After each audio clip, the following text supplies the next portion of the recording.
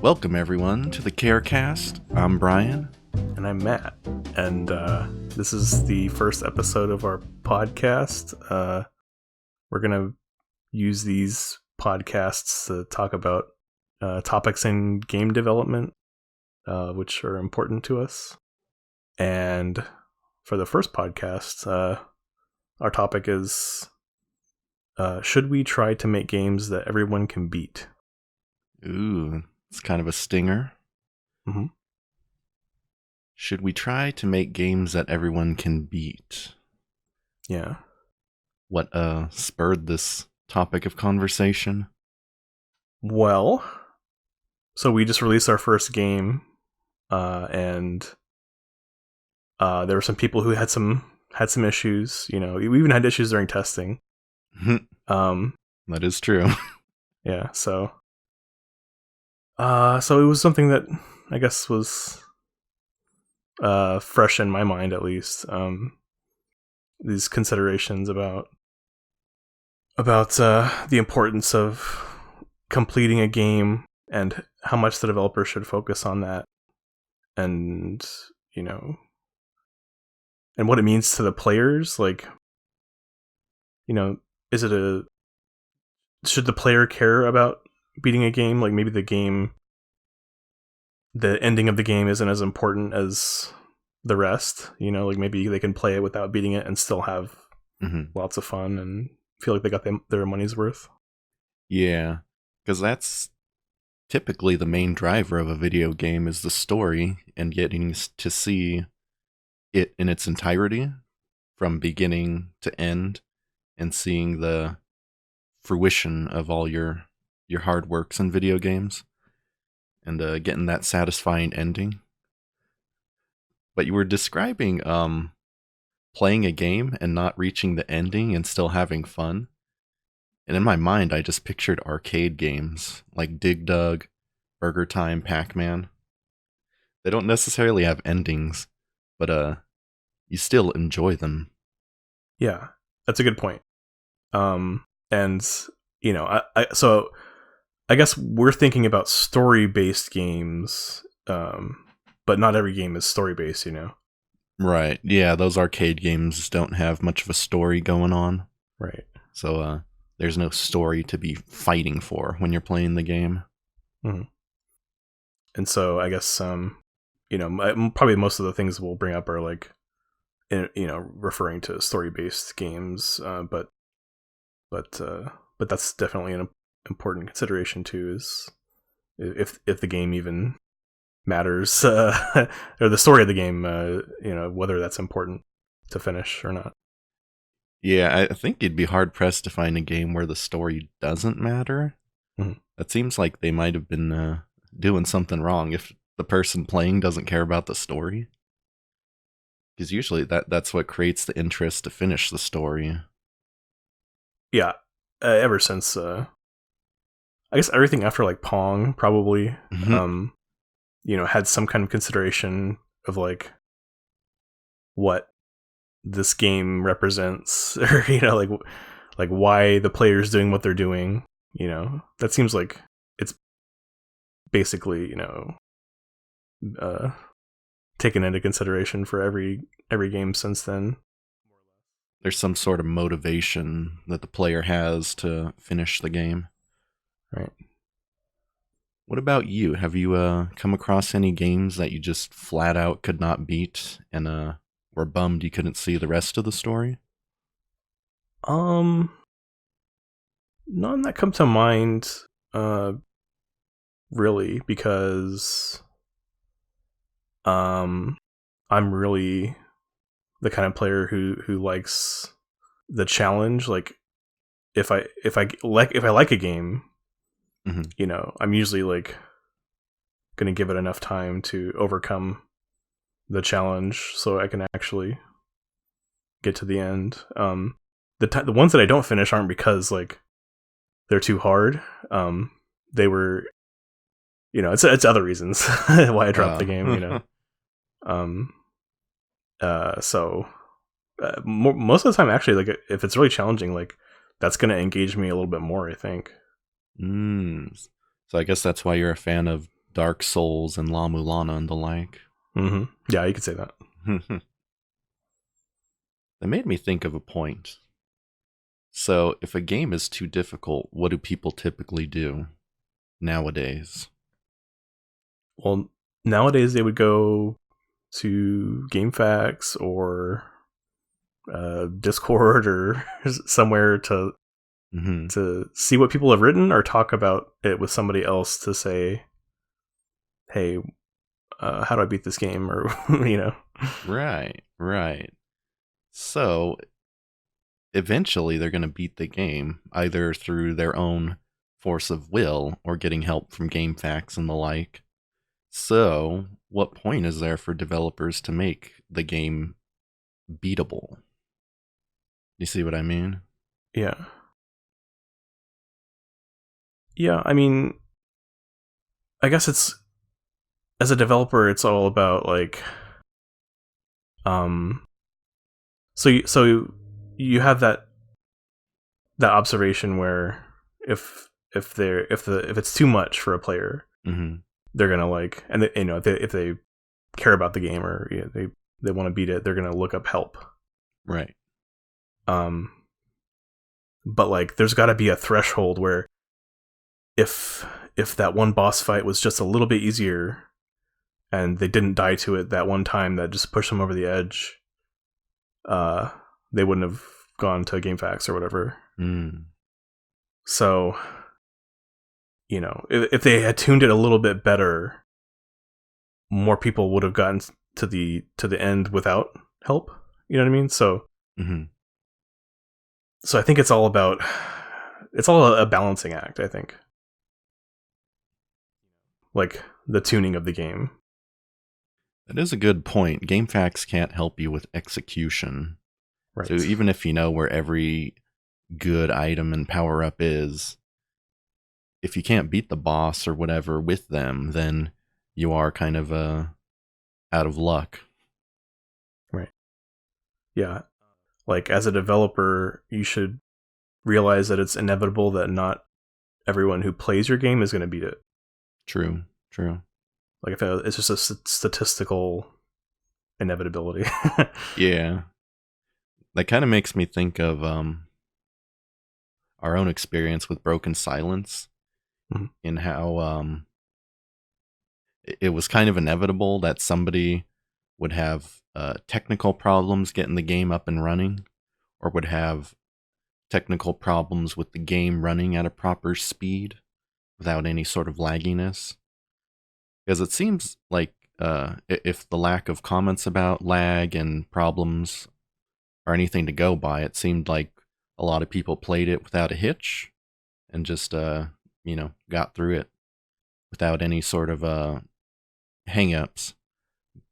But there were still a couple people, just because of just the inevitability of it all, that somebody would have trouble trying to launch the game, trying to get it to work properly.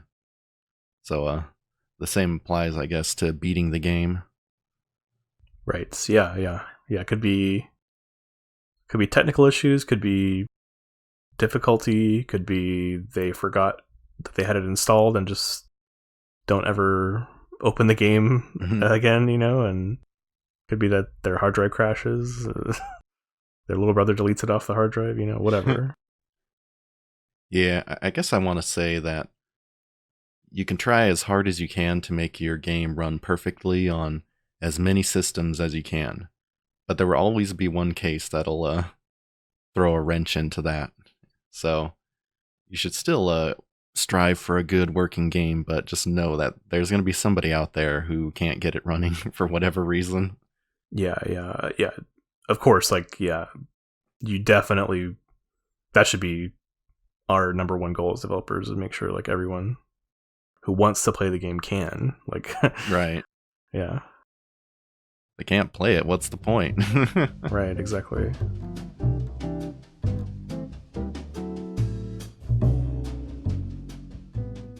I feel that the difficulty of your game kind of speaks to the player, and that has an effect on their experience with the game. What do you mean by speak? So, think of it like this. What if there's a game? There may even have been a game that you played where there's lots of tutorials, and perhaps like too many tutorials, or the tutorials like hold your hand too much, or it feels like they're condescending to you as a player, assuming that you don't know certain things that you do know. And that kind of thing is like, you're probably gonna feel you're not gonna have good feelings about the game when that happens to you, probably. I feel like most people would say this game feels like it's insulting me because it's assuming I'm at a lower skill level than I am. Right.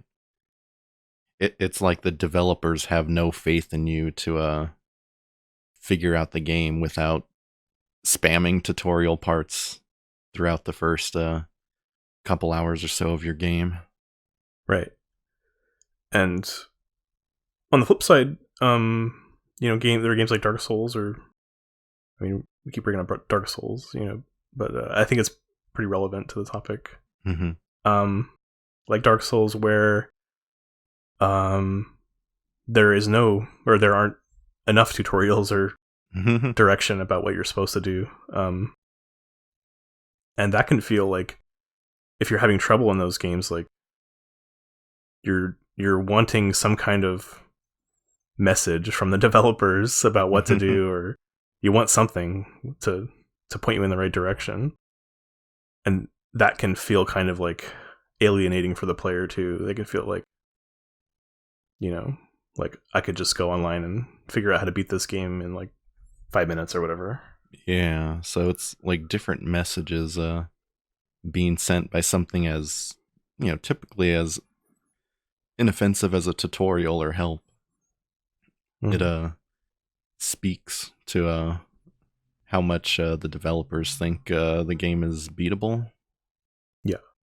And so, I guess we want to try to consider like what our game is communicating to the players, and is that what we want? Like, do we want, do we want to come off as, hands off and just let the player figure things out, or there are certain things that we need to jump in and tell them what to do? Yeah, I would think there's fans of both camps, of the hands-off approach and the, sort of walk me through the first part of this game. So I got a feel for what I need to do. Yeah, absolutely. Yeah, there's, definitely people on both sides, and it goes for any genre of game too. Like, there are probably people who are really, really good at certain types of games and not so good at other types of games, so they might want to play a Dark Souls type of game, but then when it comes to, I don't know, adventure games or something, they might want a little bit more help. Mm-hmm. Yeah, if you're playing an RTS and you're not given any help, it's going to be quite the difficult time, I would imagine. Yeah, exactly. I guess the genre really will influence how much tutorial a player would like. Because if I'm playing an RTS, I really want most everything explained to me. But if I'm playing a platformer, just simple 2D platformer, I don't need a whole lot explained to me. Maybe a prompt here and there if there's some novel item or mechanic I'm coming across. Then I'd like to know what to do at that point. But for the most part, that kind of genre is self-explanatory.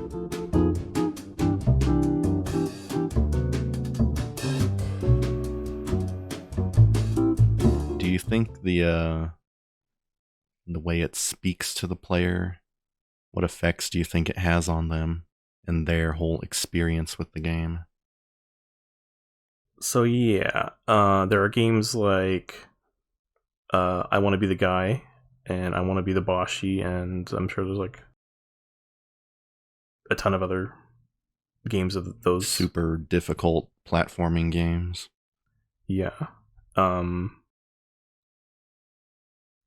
Those games, I think, I mean, I'm not like, I never played those games, but I'm just kind of familiar with them. But I think it's like a badge of honor when you beat those games, or it's intended to be.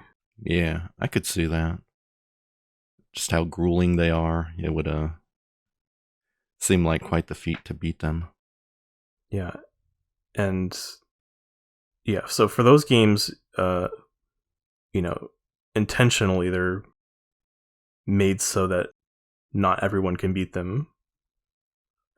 Even people who are interested, they probably Right. have seen the game on a video or a stream and they're interested, but then it's just too much and they give up. So yeah, by design, those are not not easy or not very for everyone. accommodating to a general audience. It's more of a elite club of people who have beaten the game. Right.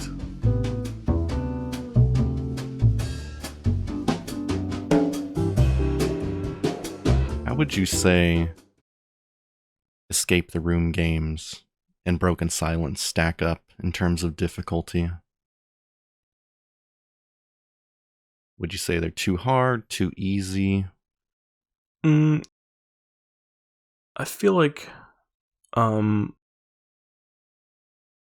Escape the Room type games, I've only played the Zero Escape series.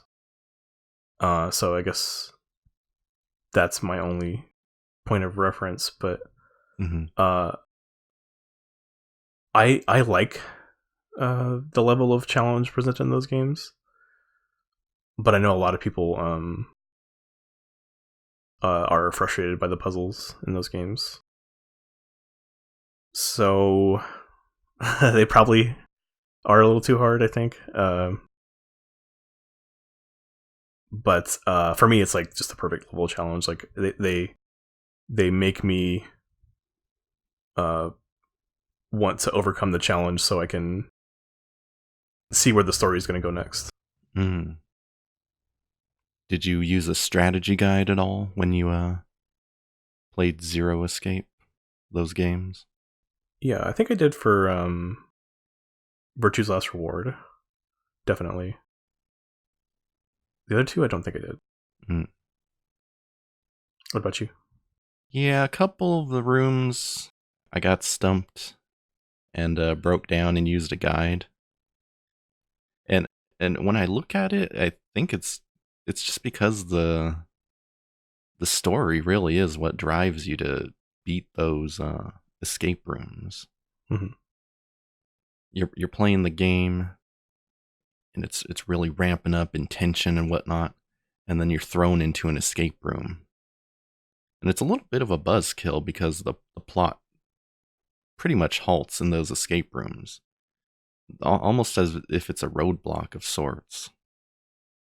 What do you think? Do you think they're like, do the escape rooms just hinder the player from experiencing the rest of the story? Yeah, that's a good point. I think it really does come to a halt, and that's why I think a lot of people are frustrated by the escape room puzzles. Like I think if the escape rooms were not as challenging and just required some amount of time to beat, I think people would be bored. They would experience the stop in the plot events, and then they would just say, "Oh God, here we go, another puzzle. Just gotta click on the things and make the next story cutscene start." But because they're so challenging, people are like, "Oh crap, how do I solve the whatever?" How can I quickly get out of this escape room so we can get back to what I'm enjoying? Yeah, exactly. I think that's by design. I think those peaks and valleys in player engagement. Like, escape room is going to be a valley in plot events, but it's a peak in like player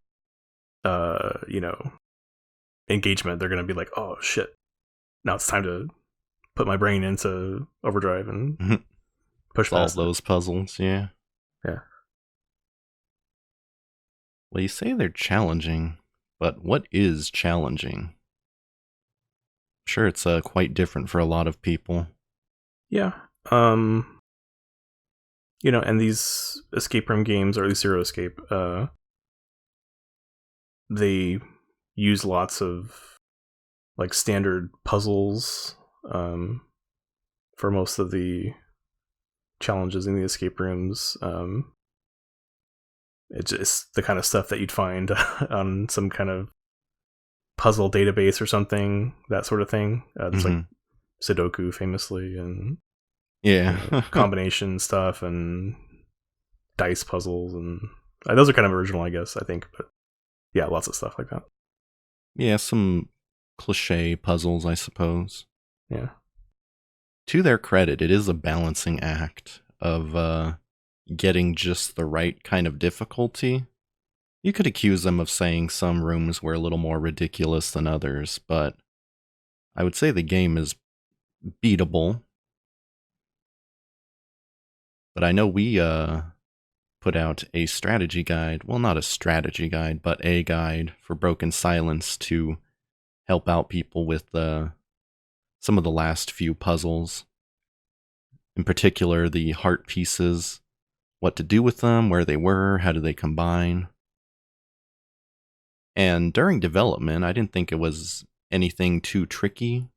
I thought their locations were not easy, because they weren't intended to be just steamrolled and you find them all within seconds. But they weren't supposed to be too obvious, so the player would have to search around and explore a little bit. But 2 in particular, I guess, gave a lot of players a bit of grief, a bit of a hang-up in the game. And that's a little dangerous, because I do like a good bit of challenge in the game, but I don't want to keep people from experiencing the true ending of the game. Yeah. We definitely want people to see the whole story on our game. I can attest to that. We it would be painful if a lot of people were unable to see the full story. Yeah. It's good, and it's like the climax, and if you missed out on that, that's half the story. So I'm glad we put out the guide to help people along. It's just like in a Zero Escape game. Like, if you get a bad ending, which there are many in every single game, if the story were to stop there, if you couldn't finish it, then it would be the lamest game ever, It would feel very, very underwhelming. So we definitely want to kind of avoid that kind of thing. Right. You did show me a Steam review once for, I believe it was 9 hours, 9 persons, 9 doors. And one of the reviewers was saying that the game was really short. He got the first available bad ending and thought the game ended there. But someone was nice enough to point out that you can replay the game to get a different ending, which I thought was pretty humorous. Yeah, that was definitely a funny little moment.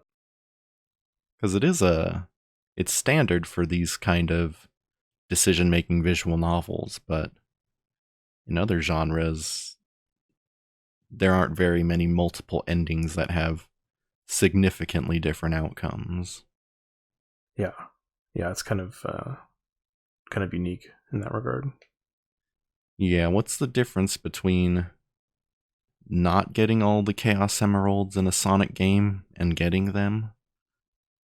I don't know because I've never gotten all the Chaos Emeralds, but I can't Exactly. Yeah. imagine it's radically different. Yeah. No, Robotnik taunts you and he kind of juggles them at the end of most games, I think. Right. And so if you get all the Chaos Emeralds, at the end, what happens? He doesn't show up? Yeah, I mean, I guess I'll have to watch a video or something one of these days to finally find out what happens after all these years. Have you ever watched a YouTube video to see the ending of a video game?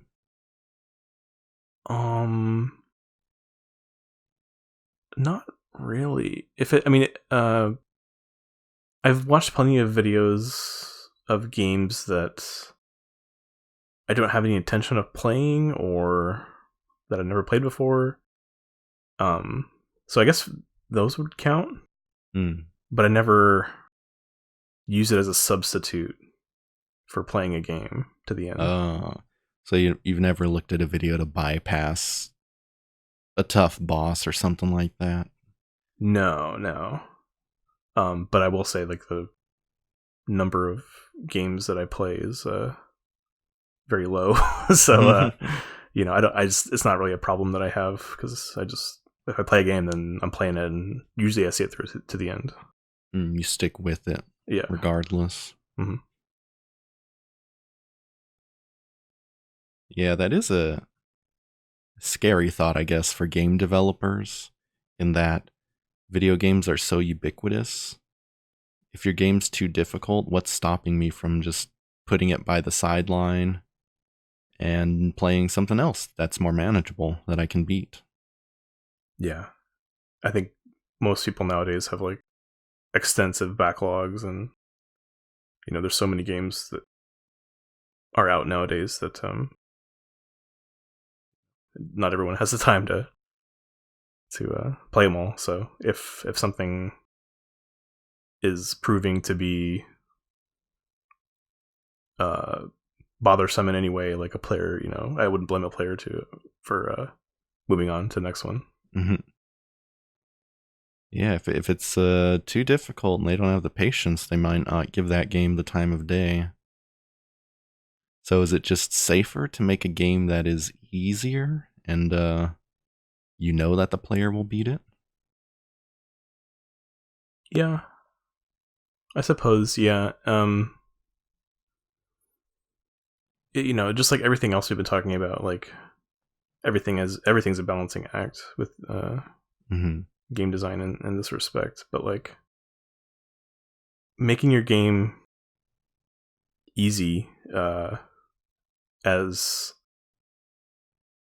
a way to make sure that everyone's able to see the full story, that's going to possibly have the effect of losing the interest of certain players who lose their initiative to play the game because it's just too easy, or just boring, or however they feel about it. It's so just you gotta balance it. You gotta make sure you're keeping the players in that zone where they feel challenged as much as they should be, and also you can consider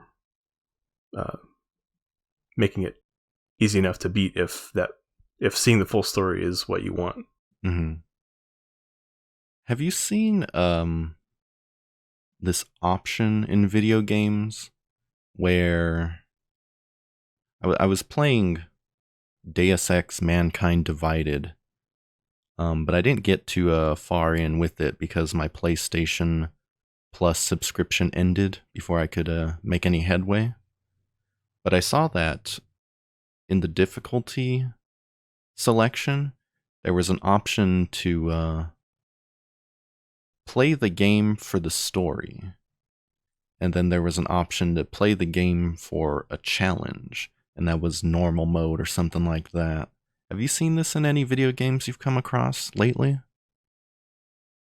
I think. Oh, actually, yeah. I think it was in like I would say Bloodstained: Curse of the Moon.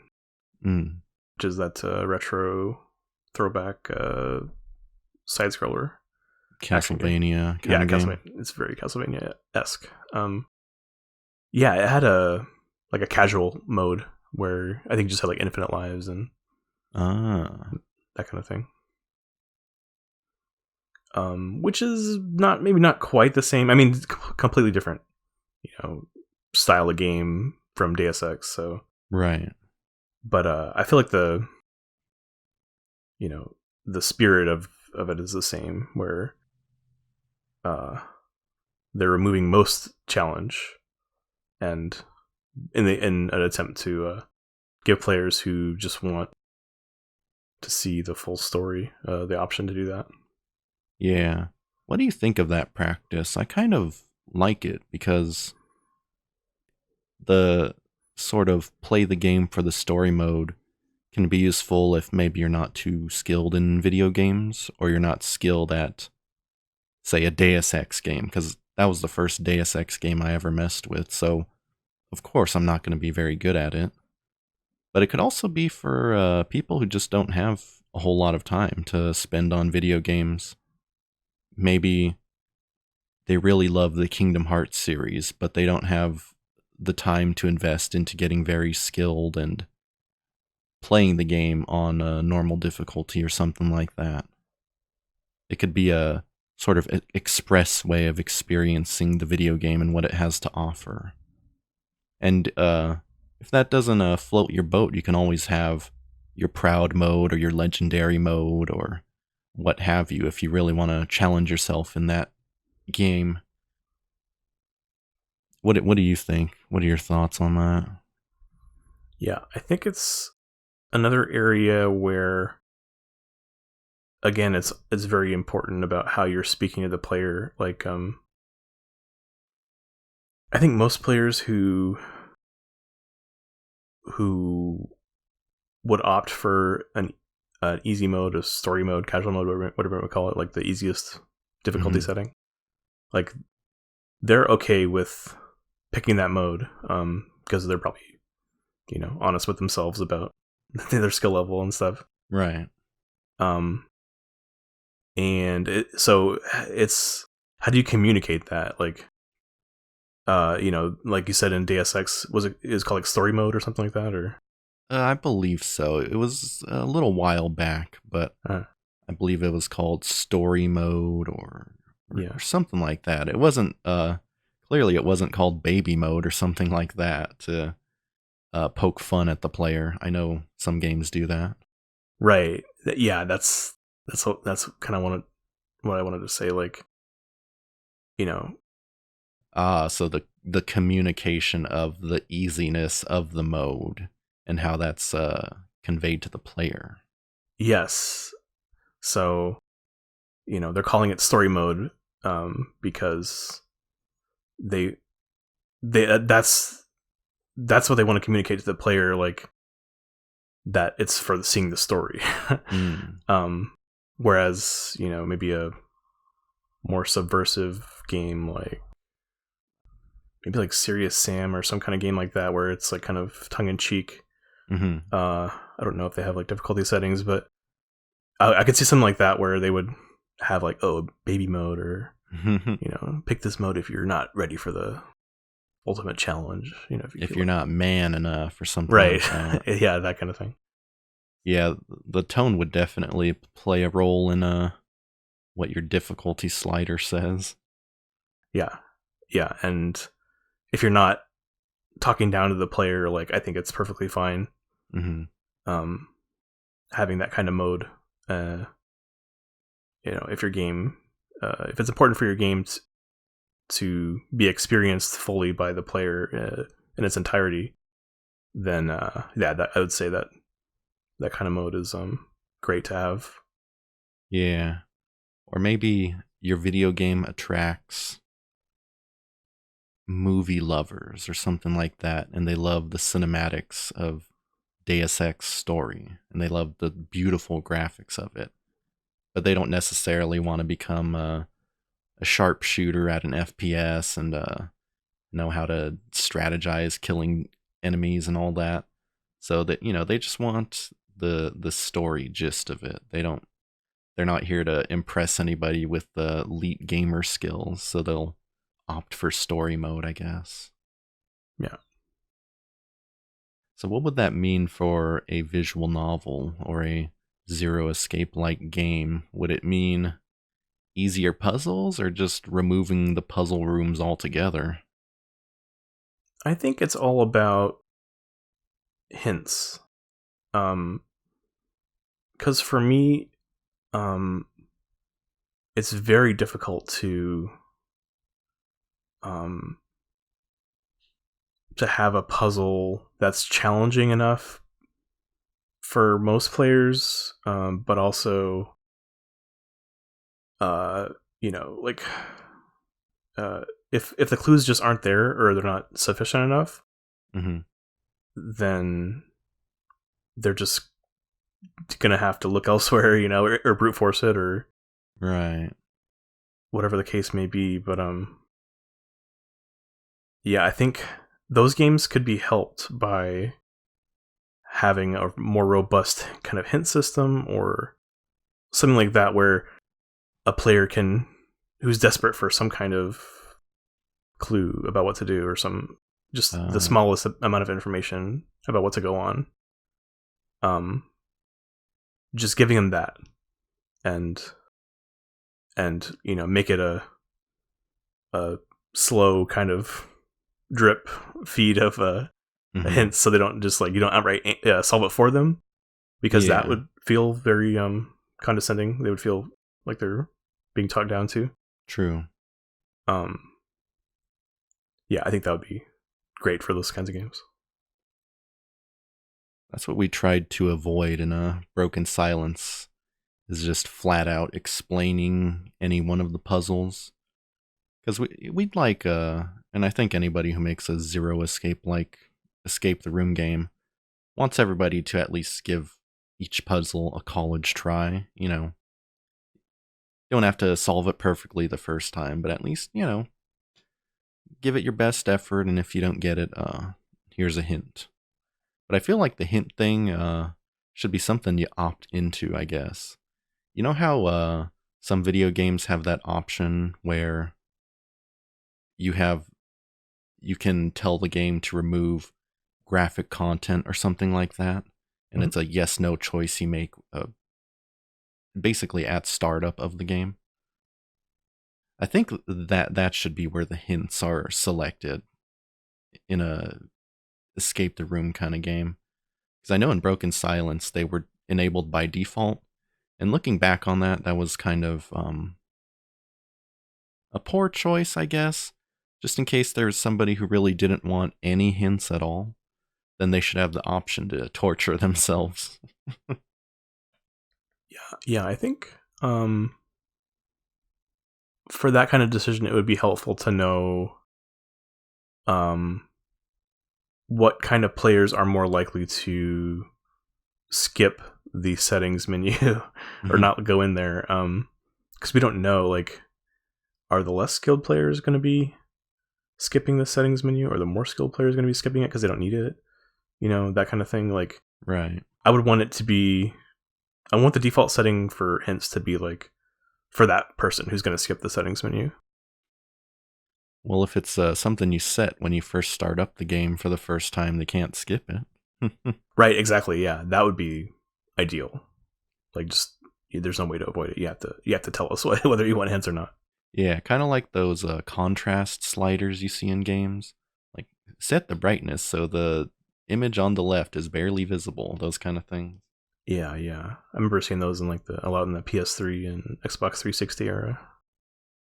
Yeah, so just have any choice settings set by a couple of those when the game first starts up.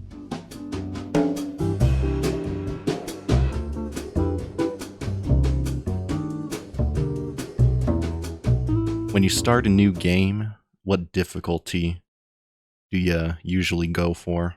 Which one do you gravitate towards? I go for the medium option most of the time. Just the normal mode? Yeah. Not Yeah. baby. Exactly.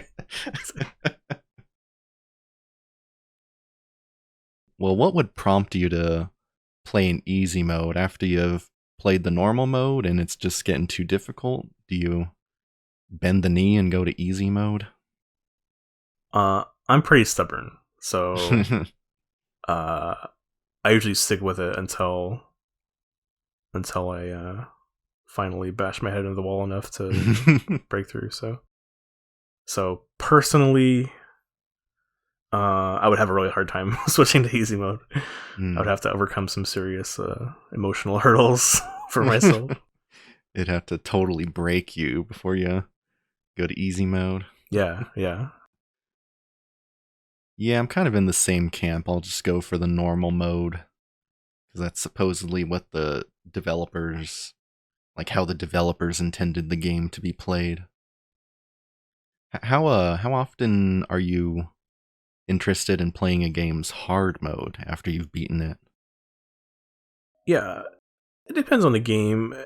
Um, there's been a couple games where I really, really wanted to play it again, and I tried on the next difficulty up. For example, lots of the Metal Gear Solid games I, played on extreme or whatever the, Right. other ones were called. And Mass Effect 2, played that on, it's called like Insanity or something. Because, and mostly because I just wanted to play the game again, but it was nice in those games because I had kind of outgrown normal. Like normal was kind of boring to me. Mm-hmm. So, and those games didn't have like ideal hard modes. Mass Effect 2 had this thing where every enemy had like more shields and stuff like that. Mm-hmm. Lots of games that like more health or whatever it is. Yeah, bullet sponge. Yeah, and that's not really what you want, I think. But it worked for me because I just wanted to spend more time with the game. So Mm-hmm. So if you're really in love with the game, then you'll go for a second round in hard mode.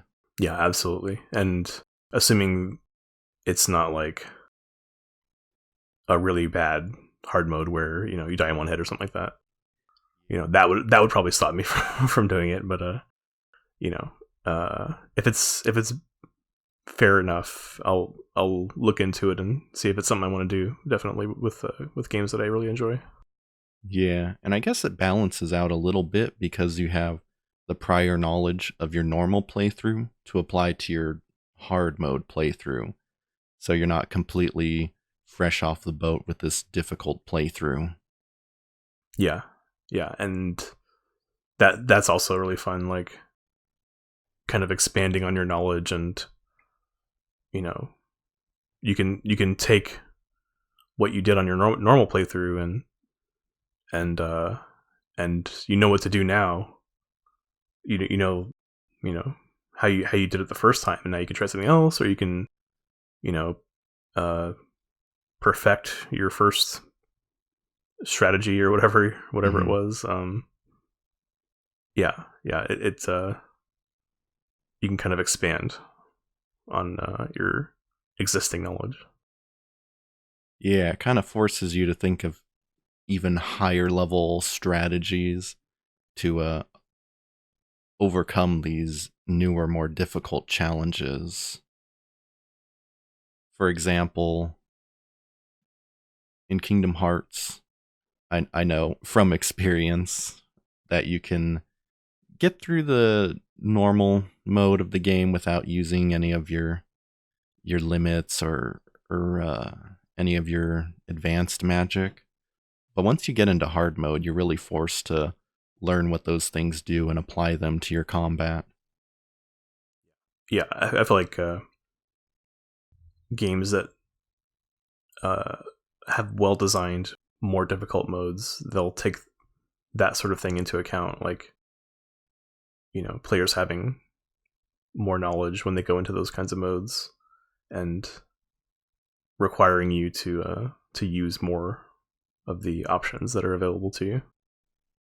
Yeah, when a developer just makes hard mode bullet sponge mode, it's a little disappointing.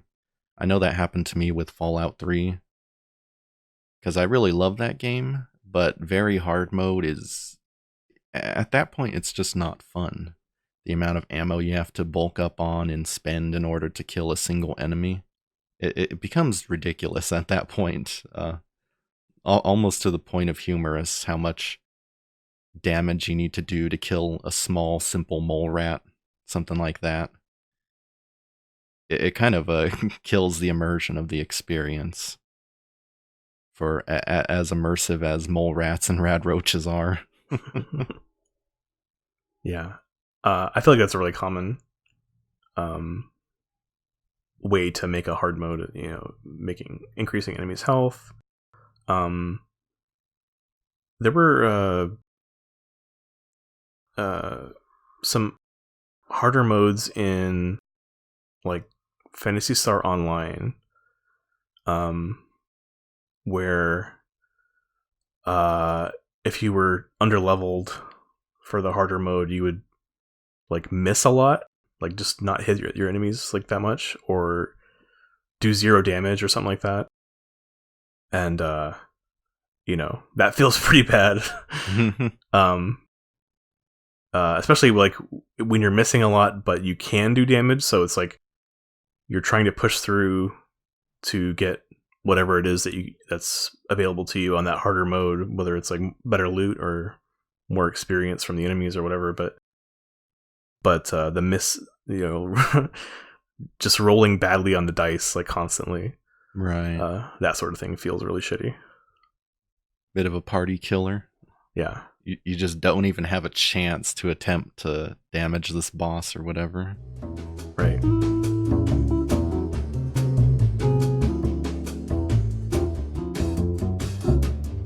Speaking of hard games, I beat La Mulana. That's right. And that was one of the most challenging games I've ever played. And I probably wouldn't have done it without your help. Yeah, that's right. Yeah. So I played it a few months ago, and same for me. It was one of the hardest games I've ever played for sure. Yeah, and you used a strategy guide at some point, right? You kind of broke down and went to GameFAQs or something like that. Yeah, I found a hint-based guide that was what I was looking for, and kind of speaking to the drip feed of hints that I talked about earlier. With that would be cool for puzzle games. Like that's the way the guide was kind of structured. It would just give you one hint at a time, and it was perfect for me. Yeah, that is a nice kind of concept for a guide, to not flat out say do this, do that, and kind of ruin the puzzle, but just point the player in the right direction. I wonder if that'll catch on and be more in vogue for games with lots of puzzles in them. It might be, but I've never I've only heard it for the La Mulana. Yeah, that's I think it's great. Like that's exactly what I wanted from this type of game. Like for those who don't know, La Mulana is like a puzzle platformer, and with some really, really, really hard puzzles. And that's where all the challenge comes from, is just figuring out what you're supposed to do. And I didn't want to ruin it for myself. Yeah, these puzzles are so difficult. It could be the difference between deleting the game or continuing. Just to make that clear, I guess. Mm-hmm. Have you seen hint guides or hint walkthroughs for any other game? Because I haven't. No, I haven't either. That I remember. So, maybe it's a new kind of thing, but it's perfect for La Mulana. So, I'd love to see it like catch on. Yeah. A new genre of walkthrough guide. But it's a very difficult thing to write because you have to know what players are looking for to answer their questions about it. Like, you have to know where they're going to get stuck so they can find that part of the guide where it's like, I can't get past this pillar, and then it's like, you can see the hints for that one thing and nothing else, because you know that the player doesn't want to spoil it for themselves. So it has to be very specific. So it requires lots of knowledge about the game, specific knowledge, and it's probably going to be a lot more writing to do, because you can't just say, go here, do this, do this, do this, do that. Right, and your hints have to be, they can't be too vague, but can't be too specific or obvious. So it is probably a hell of a lot more challenging to write something like that than a direct walkthrough of the game. Yeah, that's probably we don't see in that much for the games.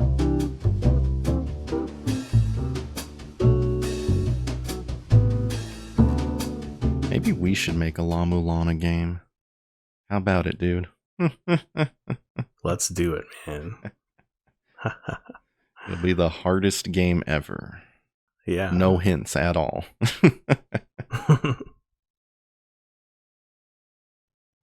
I don't know. It would be a far cry from Broken Silence, wouldn't you think? It would be. At least a game, in the vein of La Mulana. We're speaking from the perspective of just having played that game, so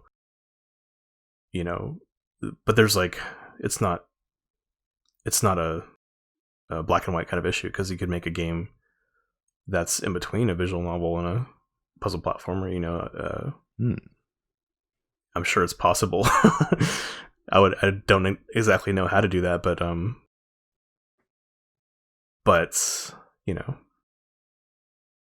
there are ways to, I'm sure, to introduce players who are familiar with one genre into a game that's dipping its toes into the other genre.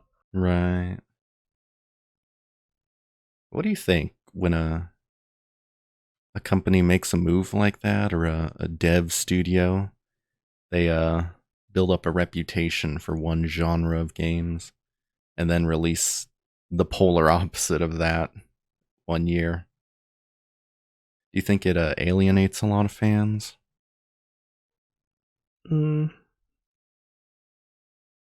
Yeah, I'm sure there's been plenty of instances where that has happened. But there's also been lots of instances where they make a new type of game and it's a big hit, and there's probably lots of people who enjoyed their old stuff and now they're playing the new stuff. So I suppose it is alienating, maybe at first, but I also think it's important to kind of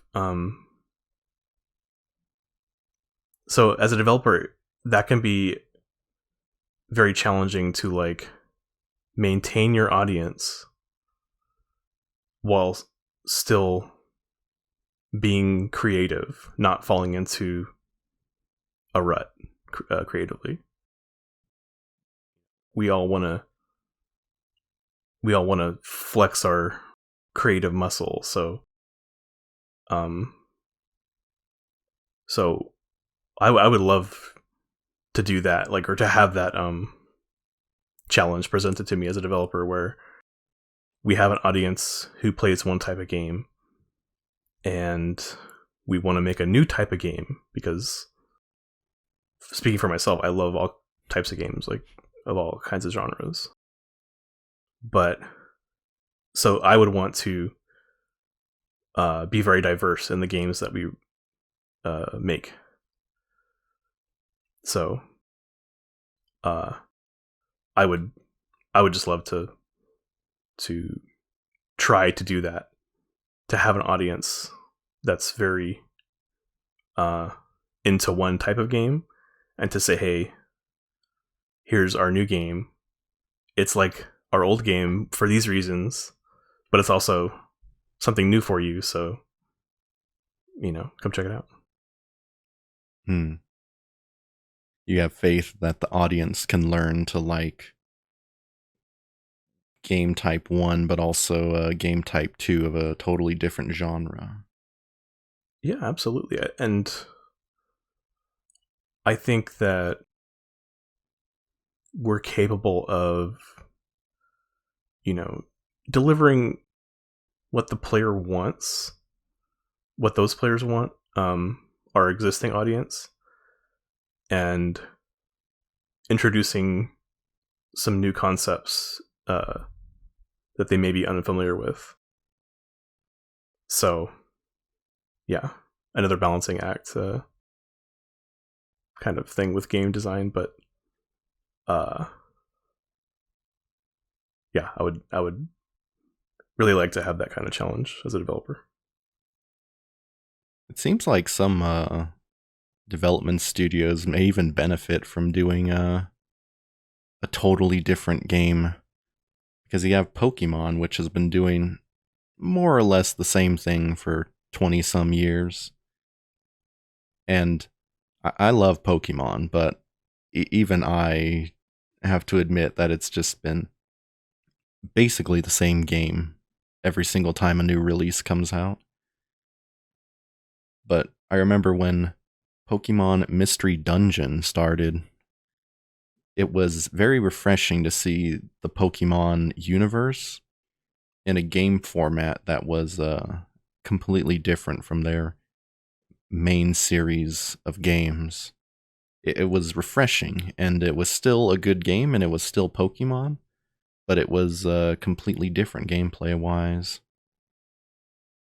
Yeah, and you're potentially increasing the size of your audience too, because you might reach somebody with the new style of game that you didn't reach with the old style of game. So it's got that like tangible benefit where you can look at your numbers and see they're going up, potentially. Right. Like, is Game Freak and Pokemon, are they known, or the Pokemon company that is, are they known for any games other than Pokemon? I would argue no. And maybe that'll never change because they got a good thing going. Pokemon's a $1 billion franchise.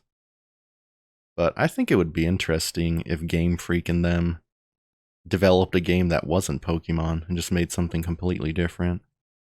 Maybe not even using the Pokemon IP in the game, using any of the characters or Pokemon or anything. Yeah, that would be awesome to see. I would love to see that. I think when you don't diversify a little bit, you get this franchise fatigue. Like in Guitar Hero, Call of Duty, even Kingdom Hearts. Kingdom Hearts 3, it was good. I played it recently, and I don't regret doing that, but it was very same to Kingdom Hearts 2. And I don't know what they could have done differently, but it does feel like the same game again. Yeah, I think in that case, since it had been so long between Kingdom Hearts 2 and 3, I think they wanted it to be like Kingdom Hearts 2. I think they were afraid of like making it too different, because then they wanted to appeal to people's nostalgia.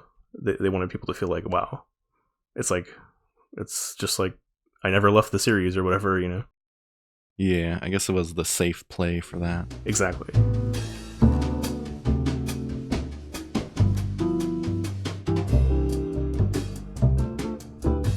For our story-based games, like, yeah, I do want as many people who are interested able to beat it. But I also want to take into consideration, like, challenge is very important to me. So I definitely want to keep players engaged as much as I can. And I want it all. I want challenge, and I want players who are having trouble to not have to go to GameFAQs. Yeah. Well, more is good. If you have a easy mode and a hard mode, everybody wins basically. Mm-hmm. And yeah, if the big driving force of the game is a story that's locked behind beating a boss or escaping a room, then I'd probably lean towards making it more beatable and maybe having more accommodating features like a drip feed of hints or whatnot. But still having a bit of challenge, it gives that rewarding feeling to the player when they are able to finally solve the puzzle, when everything just clicks and you have that aha moment. I think that's what some gamers live for. Yeah, it's really important to have that the climax of your story needs to feel like an accomplishment, I think. Yeah, it's really important to have the challenge that is going to keep players engaged, wanting to move on with the story, but you gotta give them something. You gotta give them the breadcrumbs. Yeah, like struggle needs to be part of the video game at some point, otherwise you don't feel like you've done anything. And that might be the reason why people poo-poo walking simulators, because there's no immediate struggle that has to be overcome to beat the game. But really, I think their MO is just having a story unfold as you explore this world you've been put into. And it doesn't need to be a struggle to enjoy it.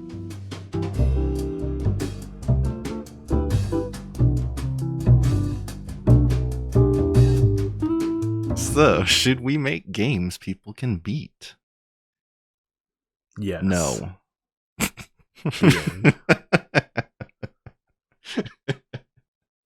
Sorry, I'll let you say yes or no. If we've gotten this far and you said one of us said no, you just be an asshole. Because clearly we're on the side of yes, games should be a little more accommodating, even if the like the pride of the game is at stake. Like, oh, I had to stoop so low to include an easy mode in my game.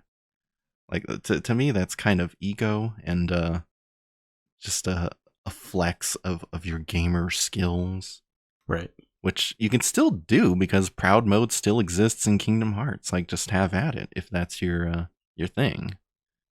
But for somebody who just wants to see Sora, Donald, and Goofy goof around in a Kingdom Hearts world and not have to rip their hair out trying to beat some heartless boss, why not let them?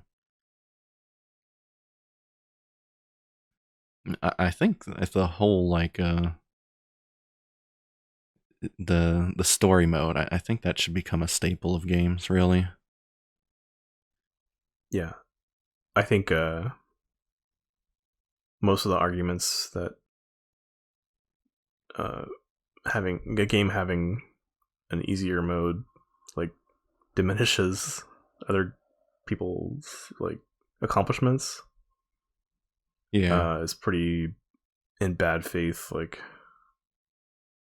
Yeah, it is silly because you just ask. Somebody says, "I beat Dark Souls." Oh, that's cool. What difficulty did you beat it on? I beat it on legendary, or I beat it on normal.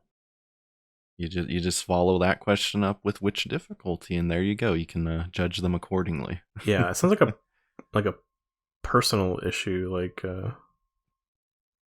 Like they can't accept it in their own mind that you know, like when they tell people they beat Dark Souls, like they're just gonna be like, oh well, they don't know because they're I think I did it on easy mode, but I didn't. But Yeah, it exists, so you know. they might assume what difficulty you picked. There's also a whole thing about um, the people who played it on easy mode didn't have to go through what I went through when I played legendary mode. And sure that's true, but you didn't have to play legendary mode. That torture you brought upon yourself. Definitely, yeah. Um, yeah. I just don't understand that perspective where they want Yeah. people to struggle the same way they did, but they know that everyone's like got different abilities and desires from their gaming experiences, so it's just going to be Yeah. different. It's just some sense of elitism because of difficulty or something. Like how people who use some sort of command line interface on a computer, the black screen, white text, and you have to type in all these obtuse commands to get anything to run. They feel a sense of pride over the people who just have the pretty icons to click on and whatnot. Yeah, you see it everywhere. Yeah. And every everything that exists where there's a harder way to do something. There people who take that route. Some of them will take a little bit too much pride, or they're just going to take it the wrong way and assume that other people should have the same experience for whatever reason. Yeah. Because I suffered, you should suffer too. Yeah. It's like parents are the same way, or your grandparents, great grandparents, anyone talking about how, oh, I don't know, just anything like, oh, we didn't have TV when I was a kid, and now you have YouTube and Hulu on your phone in your pocket. And that is true. But does that mean that we're horrible people for playing easy mode or having smartphones or not walking 15 miles through the snow to and from school or something like that? Or for using Windows rather than Linux? Right. Yeah. Does it make us bad people? Are we the bad people for choosing the easier, smarter route?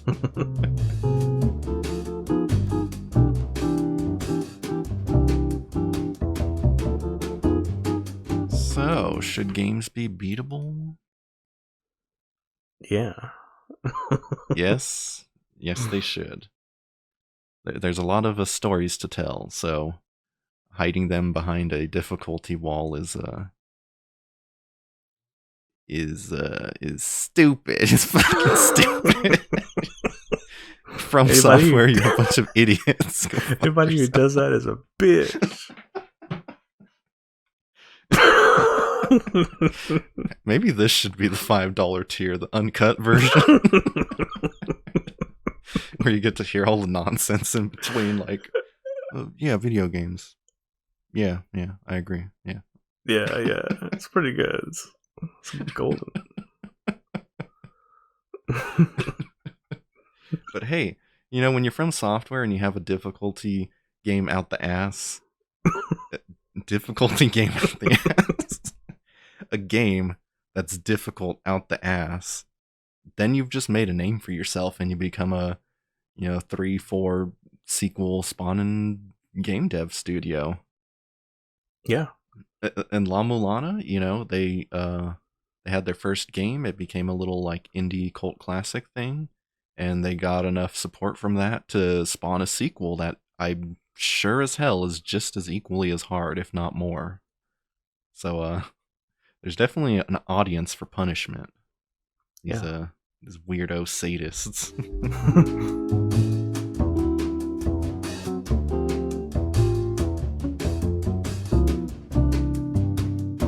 I feel like, we're interested in making like story-based games, and for those kind of games, I think it's important to make it so everyone can see the whole story. But in the time-honored tradition of having my cake and eating it too, I also want to say that it's important to have lots of challenge in your game. So, it's all about maintaining that balance where they feel challenged enough, and also they're able to see it through to the end without feeling like they're being talked down to, or that sort of thing. Yeah, I feel the same.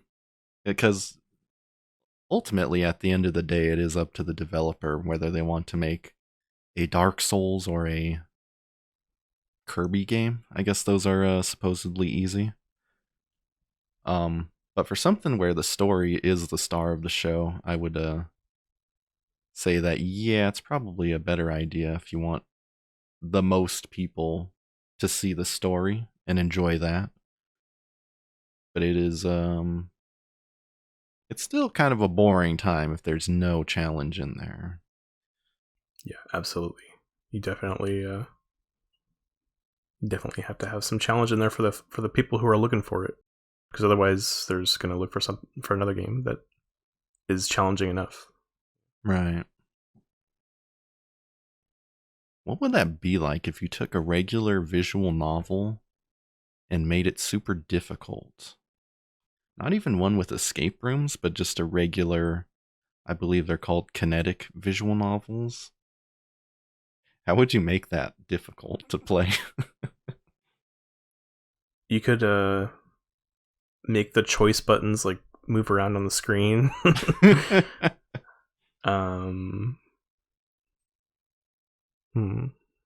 Or have a super duper specific lineup of choices that you have to make, and if you mess even one of them up, the bad ending is assured. Yeah, that you just really have to know exactly what to say to each character, and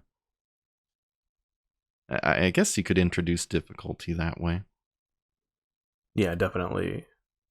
I think that sort of thing, combined with not having a flow chart or a similar feature where the players aren't able to like start where they want to.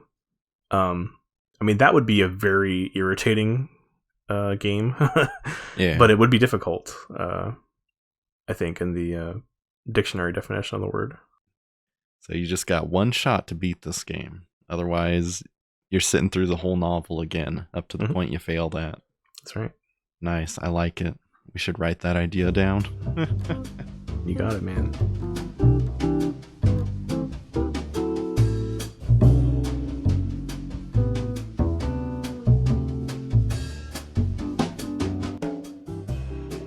This podcast uses a song called Bossa Antigua by Kevin MacLeod, found at incompetech.com, licensed under Creative Commons by Attribution 3.0, and the URL for that license is creativecommons.org/licenses/by/3.0.